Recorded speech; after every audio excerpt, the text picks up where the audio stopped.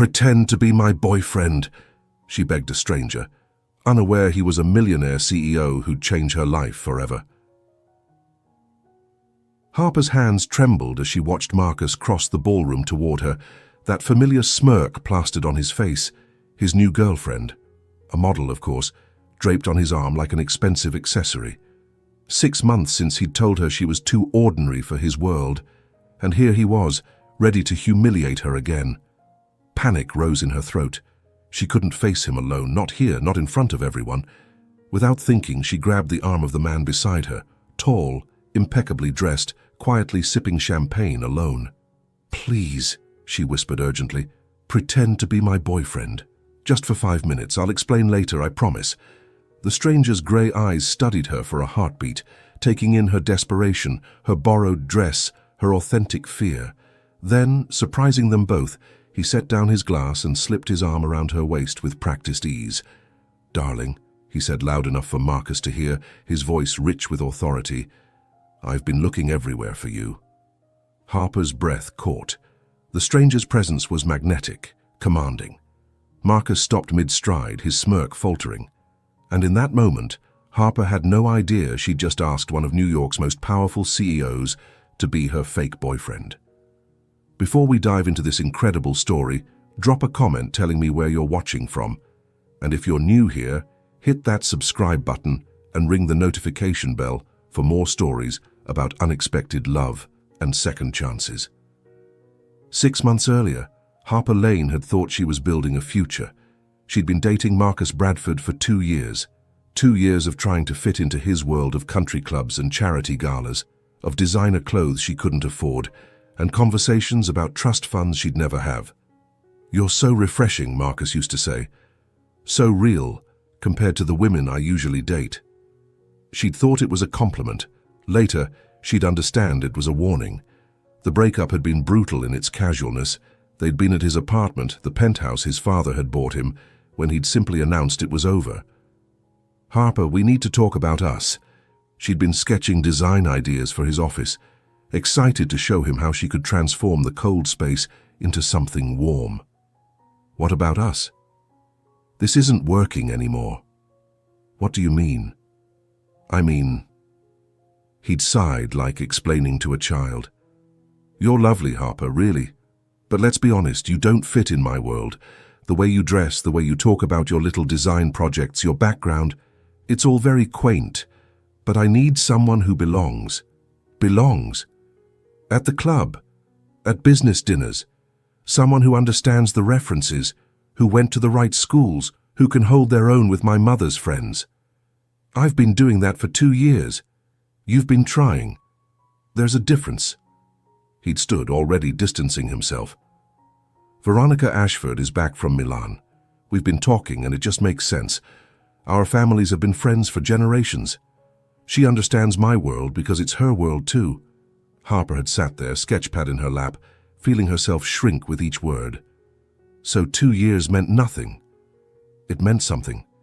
You're a sweet girl, Harper. You'll make someone very happy. Someone more suited to you." She'd left with as much dignity as she could muster, but she'd cried for weeks afterward. Not just for losing Marcus, but for the way he'd made her feel. Like she was a temporary amusement, a tourist in his life, never quite good enough to be permanent. She'd thrown herself into work after that. Freelance interior design wasn't lucrative, but it was hers. She had talent, she knew that, but talent didn't pay rent in New York. She took whatever projects she could get. Small apartments, tiny offices, anyone who needed space transformed on a budget. Her studio apartment in Brooklyn was her sanctuary and her portfolio. Every inch thoughtfully designed despite the limited space and cheaper materials. It was beautiful in its intentionality, even if it would never grace a magazine cover. When Sophia's invitation arrived, her childhood friend from Ohio who'd somehow landed a real estate mogul, Harper had almost declined. But Sophia had insisted. "Please come, Harper. I need actual friends there, not just Bradley's business associates. And you never know. You might make some connections for your design business." So Harper had borrowed a dress from her neighbor, practiced walking in heels she rarely wore, and told herself she could handle one night of pretending she belonged. She hadn't expected Marcus to be there. The moment she'd seen him across the ballroom, her carefully constructed confidence had crumbled. He looked exactly the same, golden-haired, conventionally handsome, carrying himself with the casual arrogance of someone who'd never had to earn anything. And on his arm was Veronica Ashford, everything Harper wasn't. Tall, blonde, wearing a dress that probably cost more than Harper made in 6 months. Harper had tried to avoid them, staying on the opposite side of the ballroom, but Marcus had spotted her. She saw the moment he recognized her, the slight widening of his eyes, then that familiar smirk. He'd whispered something to Veronica, who'd looked over and laughed. They were coming toward her. That's when panic had taken over. She couldn't face them alone, couldn't stand there while Marcus patronized her, while Veronica looked at her with barely concealed amusement. The man beside her had been standing alone, observing the party with what looked like polite boredom. He was tall, maybe 6'2", with dark hair that was perfectly styled, but somehow looked like he'd run his hands through it. His suit was clearly custom-made, charcoal grey that fit him perfectly. But it was his eyes that made her choose him. Grey, intelligent, and somehow kind despite his imposing presence. "Please," she'd whispered, grabbing his arm. "Pretend to be my boyfriend, just for 5 minutes. I'll explain later, I promise." What would you have done in this situation? Share your thoughts in the comments. Grayson Wolfe had been contemplating leaving the party when the woman grabbed his arm. He'd only come because his business partner, Richard, had insisted he needed to network and be seen. But Grayson had no patience for these events anymore. The false smiles, the calculating conversations, everyone wanting something from him. He'd been watching the woman earlier, noticed how she moved through the crowd like she was apologizing for taking up space. She was beautiful in an understated way.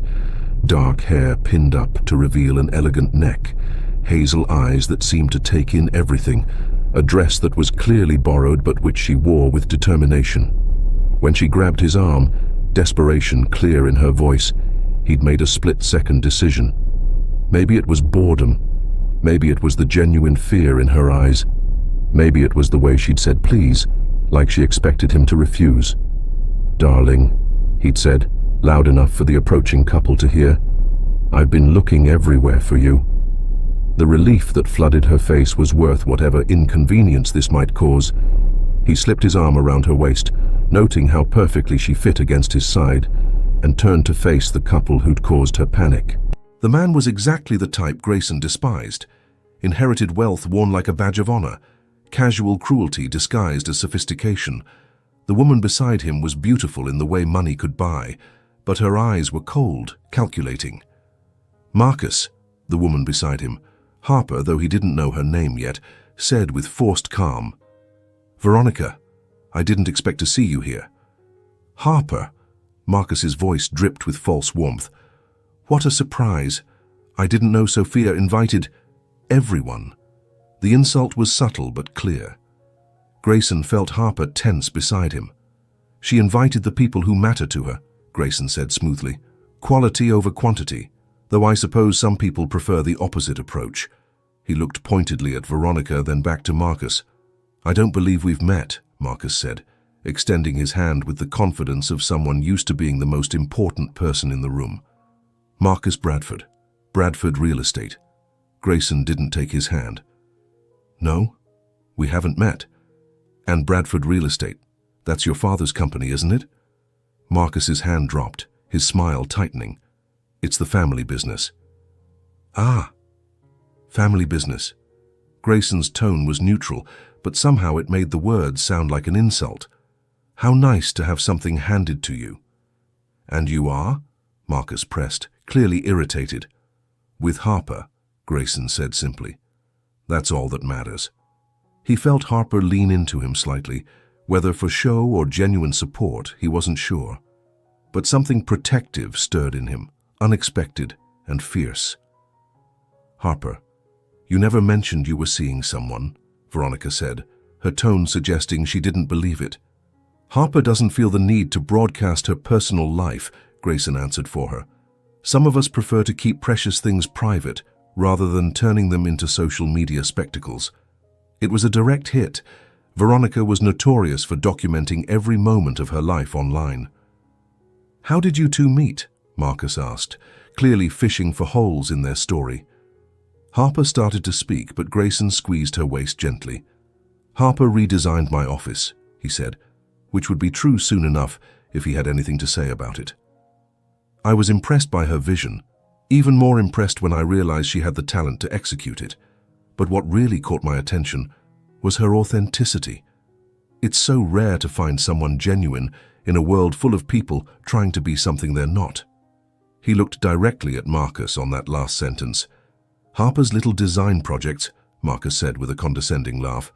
"Still playing with color swatches?" "Playing?" Grayson's voice dropped, taking on an edge that made Marcus step back slightly.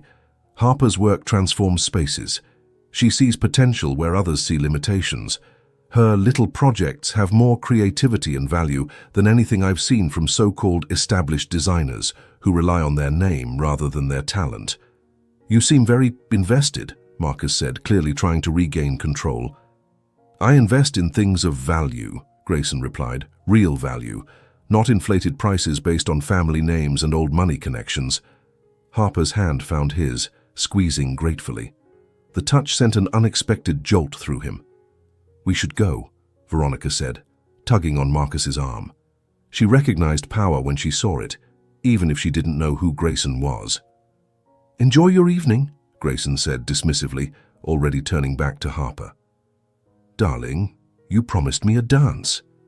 As Marcus and Veronica retreated, Harper looked up at him with a mixture of gratitude and bewilderment.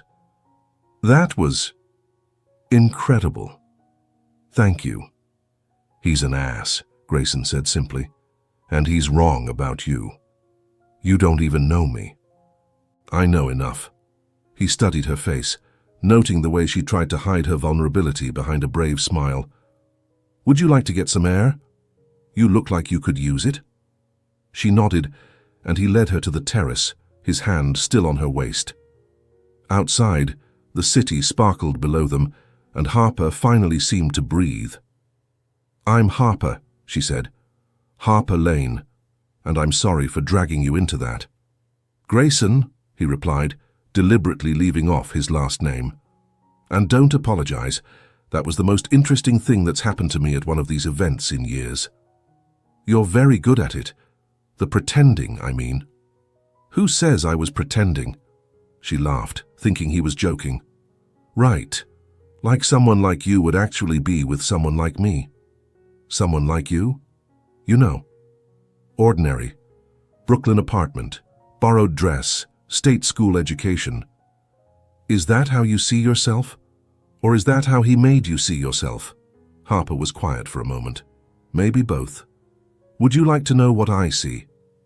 She looked up at him, curious despite herself. "I see someone who had the courage to ask a stranger for help rather than face humiliation. I see someone who clearly has talent. You should see how your eyes lit up when I mentioned your work.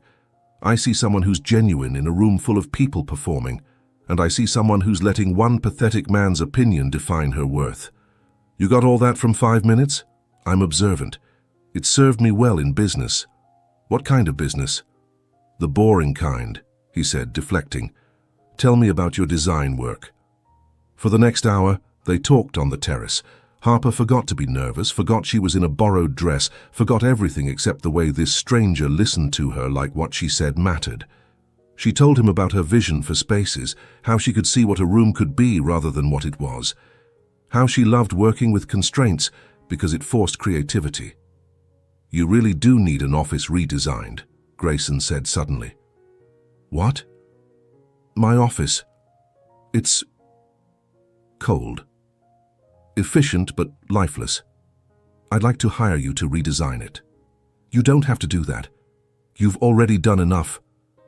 "This isn't charity, Harper. I actually need a designer, and you're clearly talented. Give me your card." I don't have cards yet." He pulled out his phone. "Number then." She gave it to him, thinking she'd never hear from him again. This was just a kind stranger extending her pretense a bit longer. "I should go," she said finally. "Early morning tomorrow. Thank you again for everything." "Harper." He stopped her as she turned to leave. "He was wrong about you. You do belong, just not in his small, limited world. Do you think Harper should trust him? Let me know in the comments. 3 days later, Harper's phone rang with an unknown number. Harper Lane? Yes? This is James Chen, assistant to Mr. Wolf. He'd like to schedule a consultation for his office redesign. Would Thursday at 2 p.m. work? Harper nearly dropped her phone. He'd actually called. Yes. Thursday works. Where should I meet him? Wolf Enterprises, 44th floor of the Chrysler Building. I'll have your name at security. Wolf Enterprises, the Chrysler Building. Harper Googled it immediately after hanging up and felt her stomach drop. Grayson Wolf, CEO of Wolf Enterprises. Net worth, $2.8 billion. Known for turning struggling companies into gold, for his ruthless business tactics, and for his notable absence from social events since a very public betrayal by his former fiancée and business partner 2 years ago. She'd asked a billionaire to be her fake boyfriend. Thursday came too quickly. Harper stood outside the Chrysler Building in her best professional outfit, which still felt inadequate, holding her portfolio with sweaty palms. The elevator ride to the 44th floor felt endless. The reception area was exactly what she'd expected, all glass and chrome and cold efficiency. Beautiful in its way, but utterly impersonal. Ms. Lane? A young Asian man appeared. I'm James. Mr. Wolf is expecting you. He led her through a maze of offices to massive double doors. Inside, Grayson stood with his back to her, looking out at the city through floor-to-ceiling windows. Harper. He turned, and his smile was genuine. Thank you for coming. Thank you for calling. Though now I know who you are, I'm slightly mortified about Saturday night. Why? I asked Grayson Wolf to pretend to be my boyfriend. You must have thought I was insane. I thought you were refreshing. Do you know how long it's been since someone talked to me without knowing who I was? Without wanting something? I did want something, a fake boyfriend. For 5 minutes. Not my money, not my connections, not my influence. Just 5 minutes of pretending. He gestured around his office. So what do you think? Harper looked around properly for the first time. The space was massive, with incredible bones, the original Art Deco details of the Chrysler Building, the spectacular view. But Grayson was right, it was cold, efficient. A workspace, not a space that worked. It's intimidating, she said honestly. That's the point usually. But I'm tired of intimidating. I want something different. Different how? Warmer. More human. A place where creativity happens, not just transactions. Harper pulled out her sketchpad. Tell me how you actually work. Not how you think you should work, but how you really do. For the next 2 hours, she interviewed him about his habits, his preferences, his vision. She made sketches, took measurements, asked questions no designer had asked before. Where did he think best? What made him comfortable? What did he want to feel when he walked in each morning?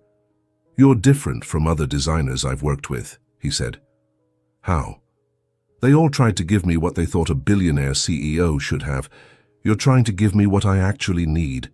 That's the job, seeing what could be, not what should be. Their meetings became regular. Every Thursday, Harper would come to discuss the redesign, but the conversations increasingly veered into personal territory. Grayson told her about building his company from nothing, about the betrayal that had made him retreat from the world, his fiancée selling company secrets to a competitor, his best friend and business partner facilitating it. Harper told him about growing up in Ohio, about coming to New York with big dreams, about the slow erosion of confidence that Marcus had caused. He convinced me I was lucky he chose me, she admitted one afternoon, that I should be grateful someone from his world wanted me at all. He was the lucky one, Grayson said firmly, and too stupid to know it. The office transformation took 2 months. Harper poured everything into it, creating a space that was still professional but warm, efficient but welcoming. She kept the Art Deco elements but softened them with warm woods, rich textures, and clever lighting. She created different zones, a traditional desk area for focused work, a comfortable seating area for creative thinking, a standing desk by the window for phone calls. It's perfect, Grayson said when she revealed the finished space. It's exactly what I didn't know I needed. That's my job. Have dinner with me. What? Dinner. Not as client and designer, just as Grayson and Harper.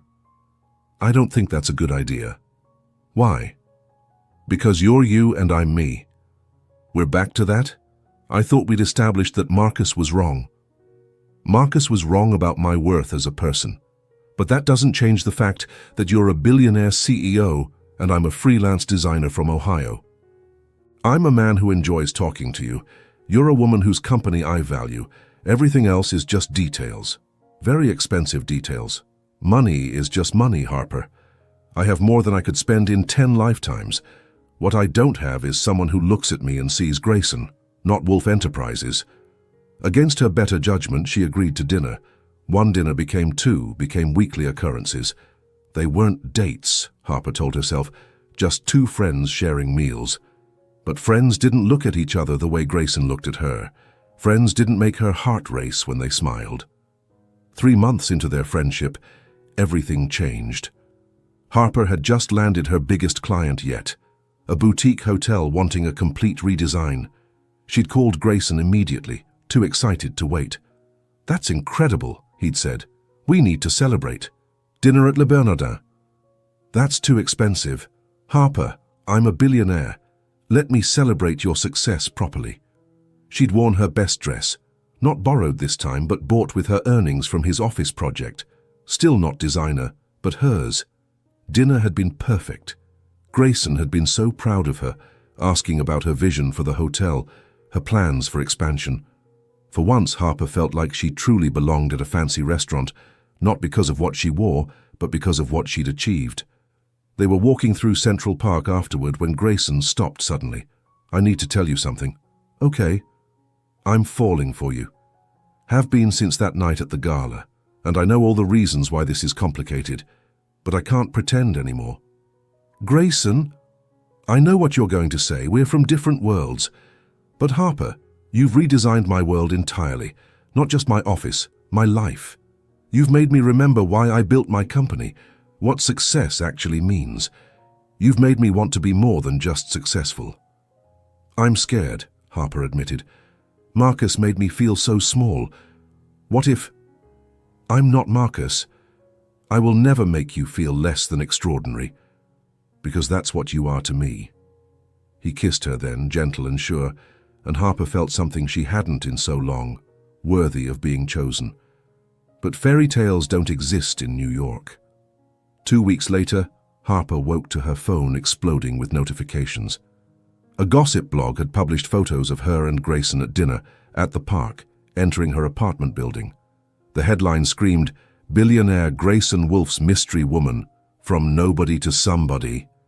The article was cruel, detailing her failed relationship with Marcus, suggesting she was a gold digger who targeted Grayson at the gala, questioning what he could possibly see in a nobody from Ohio. Worse, they'd contacted Marcus for comment. He'd been quoted saying, "Harper always had ambitions above her station. I'm not surprised she's found someone else to fund her little design dreams." Harper felt sick. This was exactly what she'd feared. When Grayson called, she didn't answer. When he came to her apartment, she didn't open the door. "Harper, please, let me in. Let me explain." "Explain what? That you knew this would happen? That you turned me into a spectacle?" "I didn't know about the article, but I don't care about it either." "Easy for you to say. You're not the one being called a gold digger. Then let me fix it." "How? By throwing money at it? By using your influence? That just proves their point. By standing by you, by showing them they're wrong, or by confirming I need a billionaire to defend me." She didn't speak to him for a week. During that time, the story grew. Photographers camped outside her building. Her clients started asking questions. One even cancelled, citing concerns about the attention. But then something unexpected happened. Grayson gave an interview, his first in 2 years. "Yes, I'm seeing Harper Lane," he said directly to the camera. "And yes, she's a designer from Ohio without a trust fund or a family name. She's also the most talented designer I've worked with, the most genuine person I know, and the only woman who's ever seen me as just Grayson. If that threatens people who measure worth by bank accounts and pedigrees, that's their limitation, not ours. But what about the speculation that she targeted you? Harper didn't know who I was when she asked for my help that night. She was just a woman facing an uncomfortable situation with courage and creativity. She's never asked me for anything except to be myself, and if anyone has been pursuing anyone, it's been me pursuing her. Why give this interview now? Because someone I care about is being hurt by lies and speculation. Because I want to be clear, Harper Lane doesn't need me. She's building her own success. I'm just fortunate enough to watch it happen. The interview went viral, but more importantly, it made Harper realize something. Subscribe if you believe in unexpected fairy tales. She showed up at his office the next day. "You didn't have to do that," she said.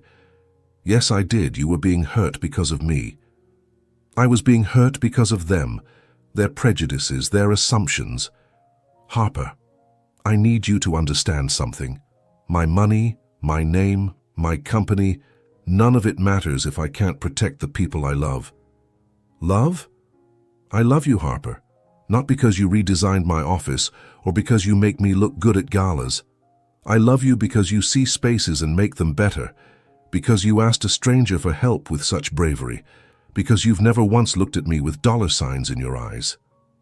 I love you too, she admitted, but I'm terrified of becoming just Grayson Wolf's girlfriend, of losing myself in your world. Then don't. Keep building your business, keep being Harper Lane, interior designer. Be with me as yourself, not as who you think you should be. What about the media? They'll move on to the next story, they always do. He was right. Within a month, another scandal had replaced them. Harper's business actually grew from the attention. Several clients specifically sought her out after seeing her work on Grayson's office in the interview. 6 months later, at the same gala where they'd met, Harper walked in on Grayson's arm. This time she wasn't in a borrowed dress. She'd bought her own, not because she needed to impress anyone, but because she wanted to.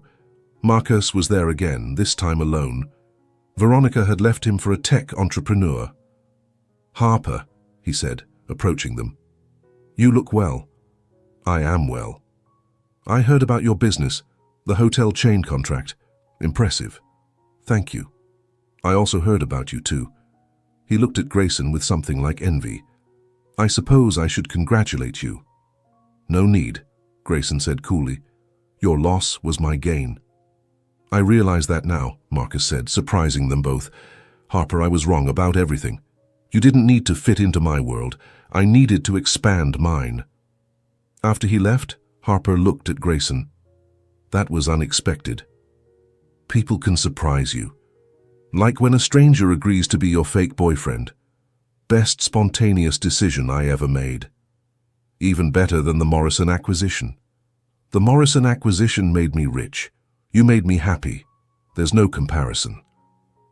A year later, Grayson proposed in Harper's newly opened design studio, the one she'd funded entirely herself, refusing his offers of investment. "I want to be clear," he said, on one knee in the space she'd created. "I'm not asking you to become Mrs. Wolf. I'm asking if Harper Lane will let me become Mr. Lane Wolf if you prefer. I'm asking if the woman who redesigned my entire life will let me spend the rest of mine helping her redesign the world." She said yes. Their wedding was small, intimate, exactly what Harper wanted. Not what a billionaire's wedding should be, but what their wedding needed to be. Sophia was her maid of honor. "I knew it would work out," she said, "the moment I saw him look at you that night." "You saw us?" "Everyone saw you, the way he protected you from Marcus, the way you leaned into him. It was like watching a movie. It felt like one too. Still does sometimes. That's the best kind of love story, the one that feels too good to be true but is." In his vows, Grayson said, "Harper, you asked me to pretend to be your boyfriend for 5 minutes. I've been pretending ever since, pretending I could ever be good enough for you, but I promise to spend every day trying to make it real, to be the man who deserves the woman who transforms everything she touches." Harper replied, "Grayson, you gave me the courage to see my own worth when I'd forgotten it. You've never asked me to be anything but myself. You've made me believe in fairy tales, not because you're Prince Charming, but because you're real, flawed, and choosing to love me anyway." Marcus sent a wedding gift, a note that simply said, "I was a fool, be happy." They were. Harper's business grew into one of New York's premier design firms. She never took Grayson's money, though she did occasionally take his advice. Her work was featured in Architectural Digest, praised for its warmth and innovation. Grayson's company continued to thrive, but his priority had shifted. He was home for dinner, present for life, no longer using work to avoid feeling. "Do you ever think about that night?" Harper asked on their 5th anniversary, standing on the same terrace where they'd first talked, every day. "What if I'd asked someone else? Then I'd have missed the best thing that ever happened to me. All because I was desperate? All because you were brave? There's a difference." "What's the difference?" "Desperate is running away. Brave is running towards something, even if it's a stranger who might say no. You didn't say no." "How could I? You looked at me and saw someone who could help. Do you know how long it had been since someone looked at me and saw anything other than money? And now? Now you look at me and see home. And that's worth more than all the money in the world." Their daughter was born 2 years later, Sophie, named after the friend who'd brought them together. She had Harper's creativity and Grayson's determination, a combination that would prove formidable. "Tell me the story," Sophie would demand at bedtime. "Which story?" Harper would ask, though she knew. "How you met Daddy." "Well, once upon a time, Mommy needed someone to pretend to be her boyfriend. And Daddy said yes. He did, even though he didn't know me." "Why?" "Because sometimes," Grayson would say, joining them, "the best things in life start with taking a chance on a stranger. Like when I shared my cookies with the new girl at school. Exactly like that." Years passed. Harper's firm designed spaces across the country. Grayson's company evolved into something more human, more creative, inspired by Harper's approach to transformation.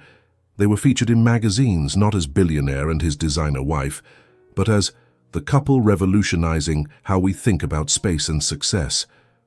Marcus eventually found his own happiness with a teacher who challenged him to be better. He sent Harper a message years later. "Thank you for showing me what I was missing by showing me what I lost."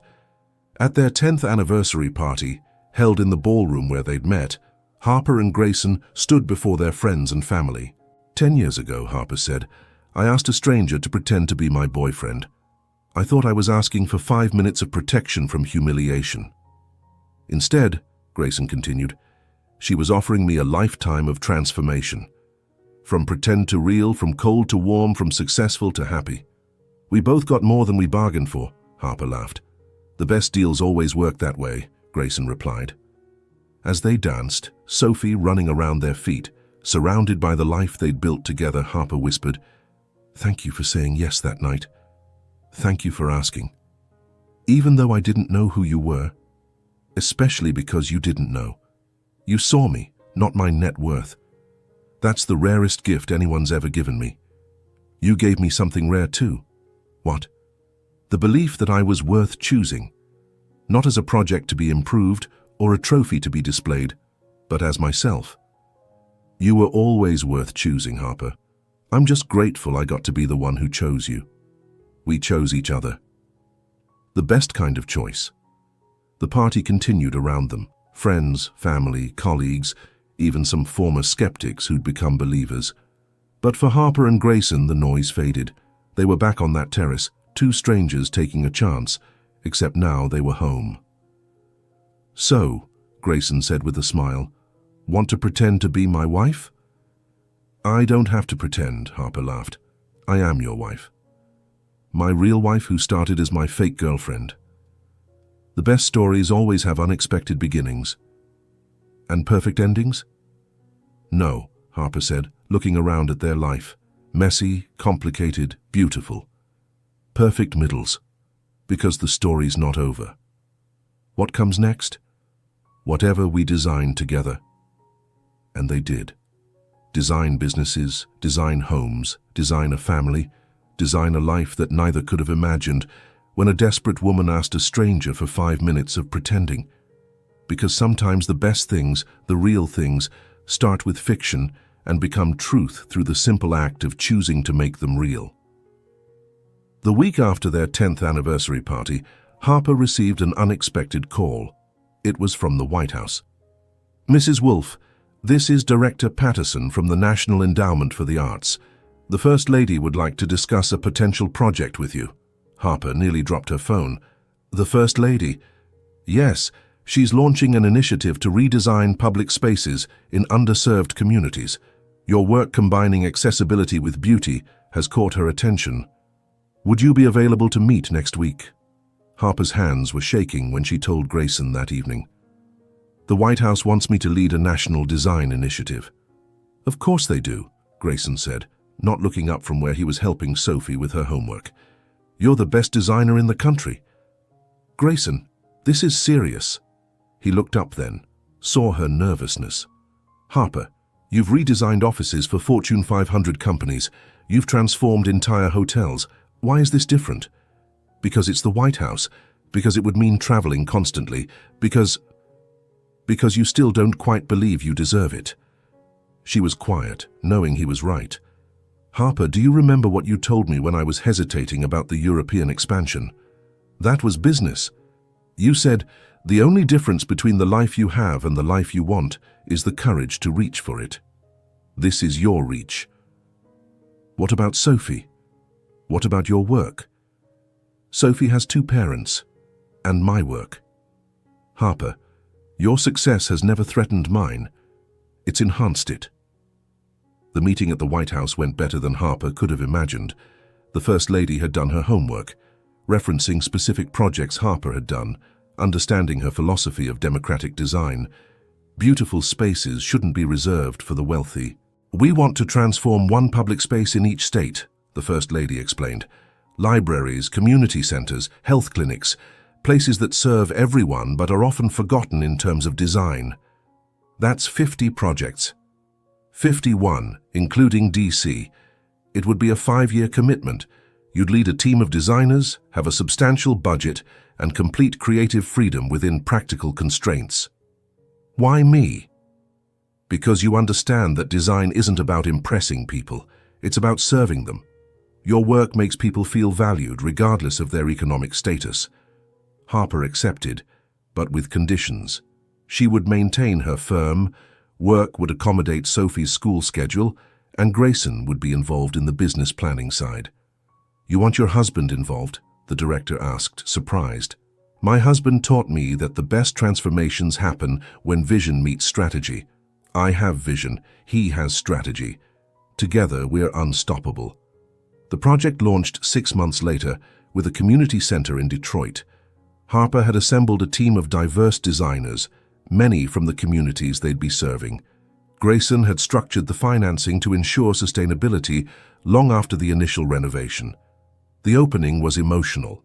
Residents who'd used the rundown center for decades walked into a space that was bright, functional, and beautiful. An elderly woman grabbed Harper's hands with tears in her eyes. "This makes us feel like we matter," she said, "like we deserve beautiful things too." Harper cried the entire flight home. "It's working," she told Grayson. "It's really working. Did you doubt it would? Sometimes I still can't believe any of this is real, that I went from being told I was too ordinary to designing spaces for the White House." "You were never ordinary. Marcus just needed you to be small so he could feel big. And you? I need you to be exactly who you are. Brilliant, driven, occasionally insecure, always extraordinary." As the initiative grew, so did the attention. Harper was featured on magazine covers, invited to speak at conferences, offered book deals. But success brought challenges too. Sophie, now 8, came home from school one day upset. "Lily said I only got the lead in the play because my mom is famous." Harper's heart sank. This was what she'd feared, her success affecting Sophie. "What do you think?" Harper asked carefully. "I think I got it because I practiced really hard. But what if she's right?" Grayson sat down beside his daughter. "Sophie, do you know how Mom became successful? She worked hard. She worked hard when everyone told her she wasn't good enough. She kept designing when she could barely afford materials. She built her business without taking a penny from me even when I offered. Your mom's success isn't about fame. It's about never giving up. But people will always think things, Harper said. What matters is what you know. Did you earn that part? Yes. Then own it, the way I had to learn to own my success. That night, after Sophie was asleep, Harper found herself looking at old photos from before she met Grayson. The girl in those pictures looked so unsure, so small. Do you miss her? Grayson asked, looking over her shoulder. Who? The Harper who didn't know her worth yet. Sometimes. Life was simpler when I believed I was ordinary. But less true. Yes, less true. She turned to him. Do you miss the Grayson from before? The cold, isolated workaholic? Never. He was successful. He was empty. Success without connection is just accumulation. The billionaire who'd forgotten how to feel and the designer who'd forgotten her worth had found in each other not what they'd expected, but exactly what they'd needed. All because of 5 minutes of pretending that became a lifetime of choosing each other, over and over for real. Their conversation was interrupted by Harper's phone. It was James, Grayson's assistant, who'd become more like family over the years. Sorry to call so late, but there's something you should know. Marcus Bradford has been reaching out to media outlets. He's shopping a tell-all about his relationship with Harper. Harper felt her stomach drop. Even after all these years, Marcus could still find ways to hurt her. What's he saying? Grayson asked, his voice dangerously quiet. That Harper used him to learn how to navigate high society, that she planned to trade up from the beginning, that their relationship was her practice run for landing someone like you, Mr. Wolf. That's ridiculous, Harper said. I was devastated when he left me. We know that, James said, but he's painting a different picture, says he has texts, emails. From 10 years ago, why now? His latest business venture failed. He needs money. Grayson was already on his laptop, typing rapidly. James, set up a meeting with our legal team tomorrow and get me Marcus's current financial situation. Grayson, I'm not going to destroy him, Harper. Just remind him that actions have consequences. The story broke 3 days later, but not the way Marcus intended. Grayson had gotten ahead of it, releasing a statement along with the actual emails from that time period, ones where Marcus clearly stated Harper wasn't sophisticated enough for his world. But more powerful than Grayson's response was Harper's. She posted a single photo on her rarely used social media, her first design sketch from after the breakup, dated the week Marcus left her. The caption read, "The best thing Marcus Bradford ever did was tell me I wasn't enough. It made me prove I was more than enough. Thank you for the motivation, Marcus. I hope you find the peace that's clearly eluding you." The response was overwhelming. Thousands of women shared their own stories of being told they weren't enough, only to prove otherwise. The hashtag, or more than enough, trended for days. Marcus's tell-all died before publication. No publisher wanted to touch it after Harper's graceful response and the public's clear support for her. "You handled that perfectly," Grayson told her. "I learned from the best. You taught me that the best revenge is success and grace. When did I teach you that?" "Every day. In how you handle competitors, critics, everyone who doubts you. I handle them by having you beside me. We handle them together." What would you have done in Harper's position? Let me know in the comments. The National Design Initiative was in its 3rd year when Harper discovered she was pregnant again. She and Grayson had been trying for 2 years, had almost given up hope. "Are you sure?" Grayson asked, holding the pregnancy test with shaking hands. 4 tests, sure. He pulled her into his arms, both of them crying. Sophie, now 11, found them like that. "Are you okay? Did someone die?" "No, sweetheart," Harper laughed through her tears. "Someone's coming." "Coming?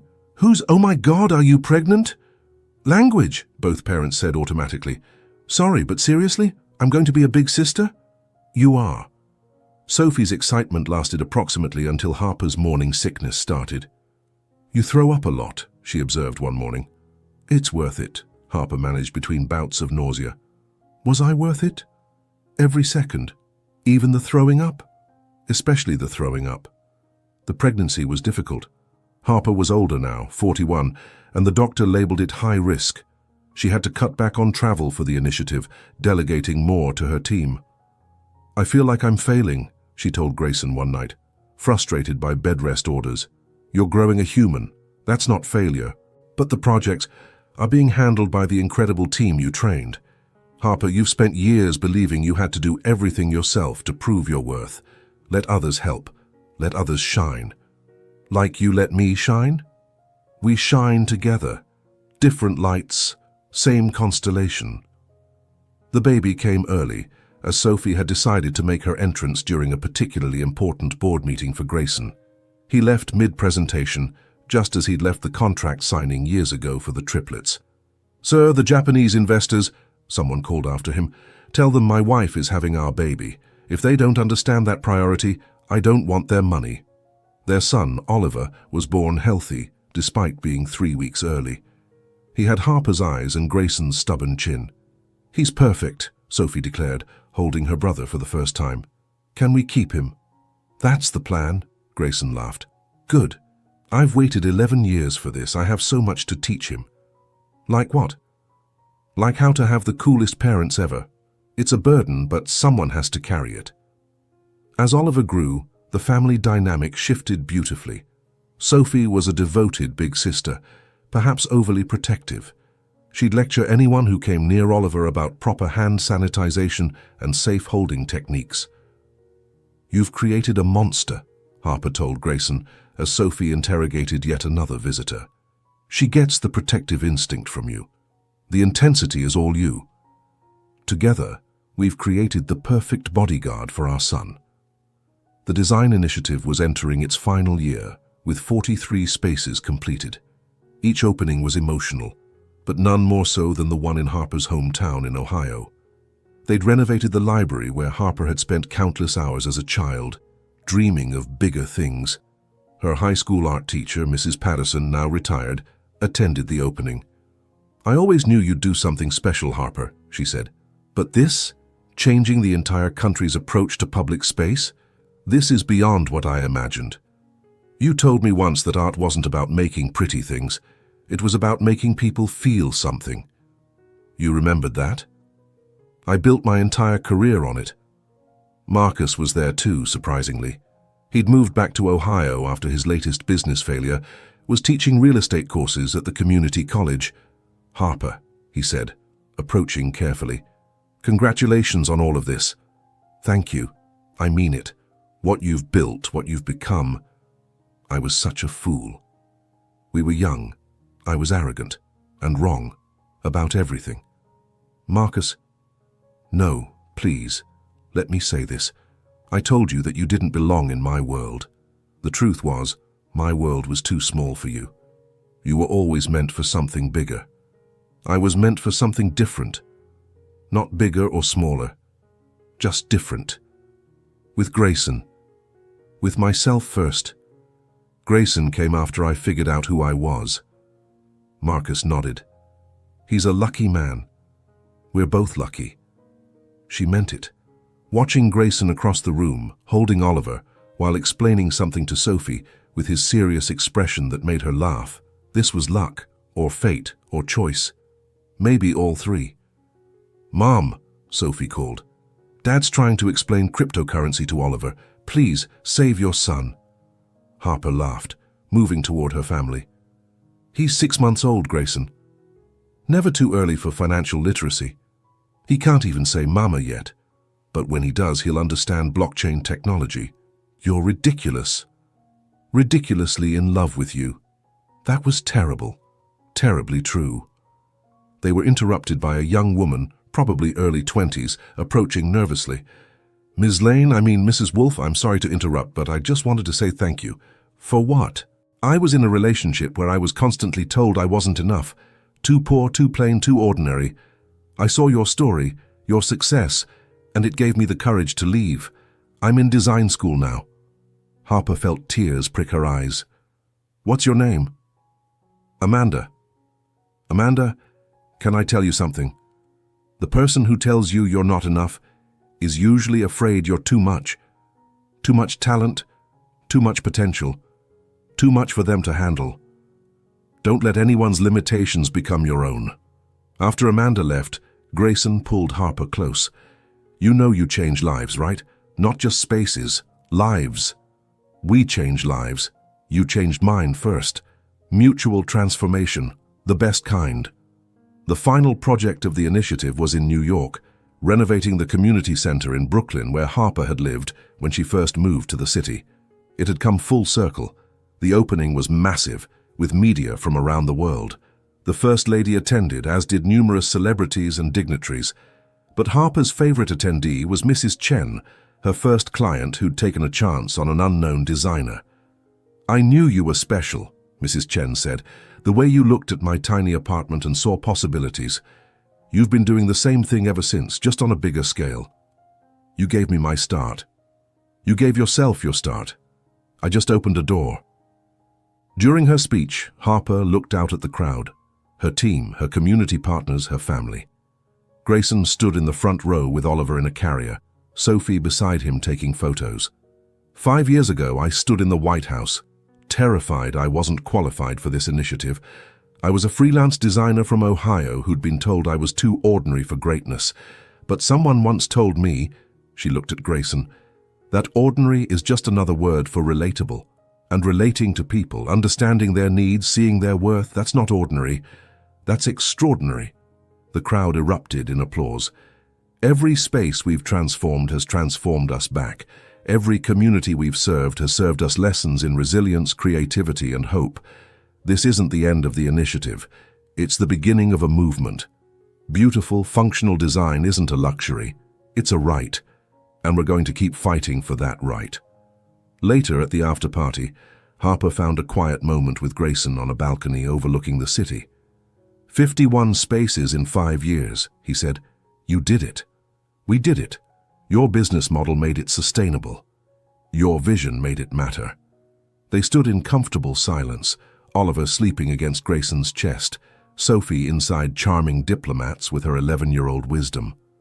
What's next? Grayson asked. I've been thinking about that. And? Design schools, scholarships for students from underserved communities, teaching the next generation that design is about service, not status.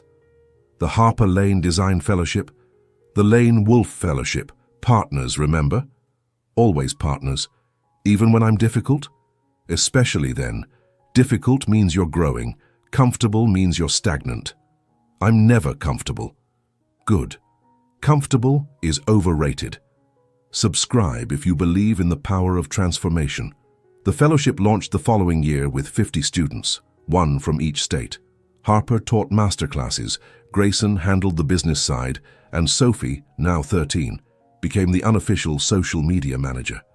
Mom, your Instagram is tragic, Sophie declared. No one wants to see just buildings. They want to see the story. Then tell the story. Sophie did, creating content that showed not just the transformed spaces, but the people in them. The communities changed, the students learning. The fellowship's social media exploded, reaching millions. I should hire you, Harper told her daughter. You can't afford me. Sophie, what? I know my worth, you taught me that. She had a point. The success of the fellowship led to a book deal, not a memoir, but a design philosophy book. Harper wrote it during Oliver's naps, in planes between cities, in the quiet hours before dawn. Design for Democracy, Beautiful Spaces for Everyone became a bestseller, but more importantly, it became required reading in design schools across the country. At the book launch, held in the redesigned Brooklyn Community Center, Harper was surprised to see Marcus in the audience. I didn't know you were in New York, she said. I'm not.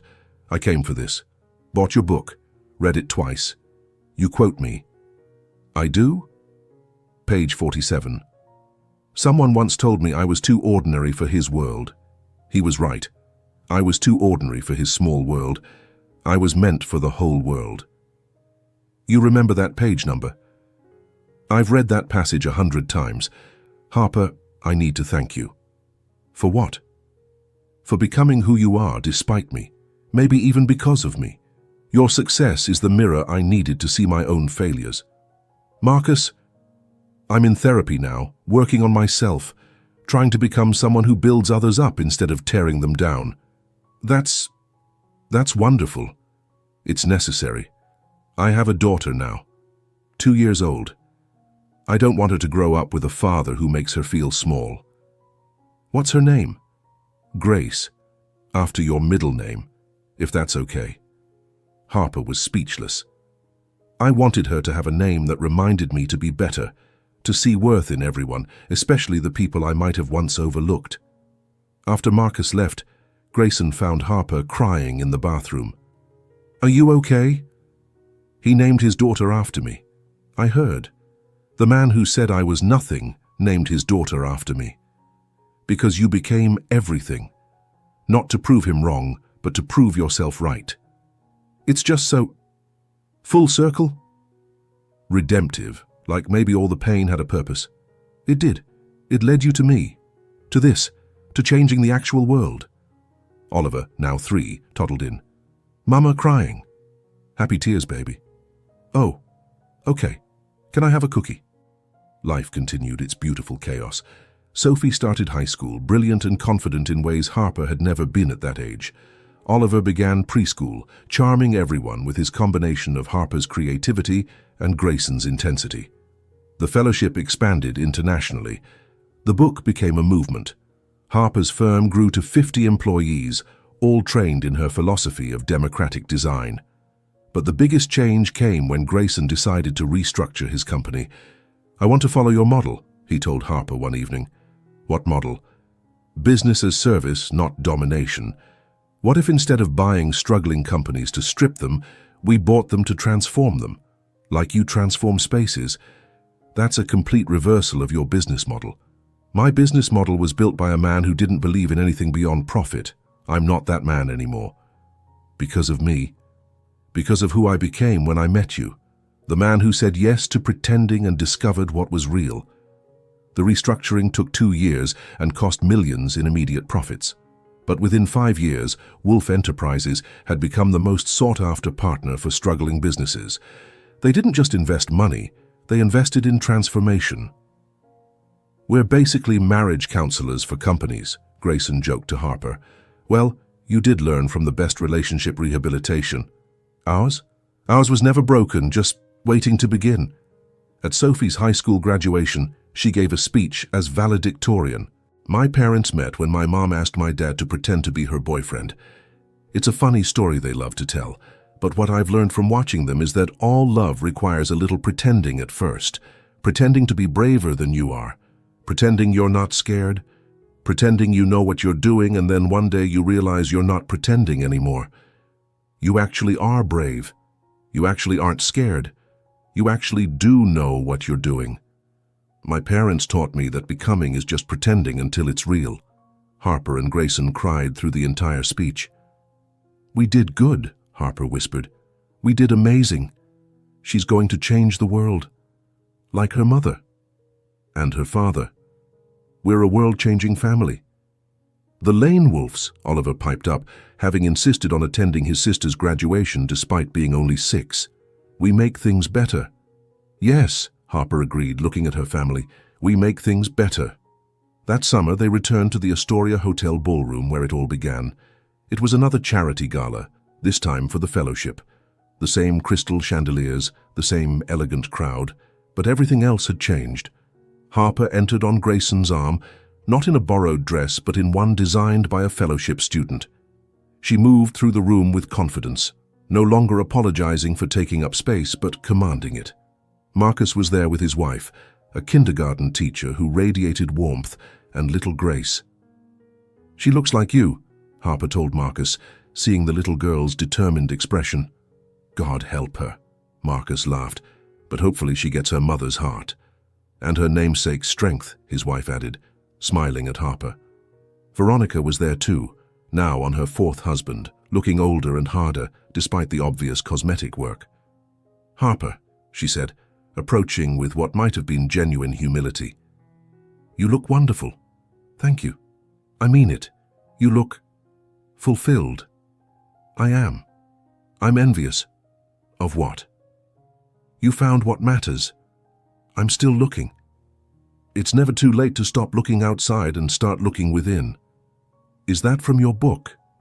That's from experience. As the evening progressed, Harper found herself standing in the same spot where she'd grabbed Grayson's arm 15 years ago. Thinking about that night? He asked, appearing beside her with champagne. Thinking about how terrified I was. And now?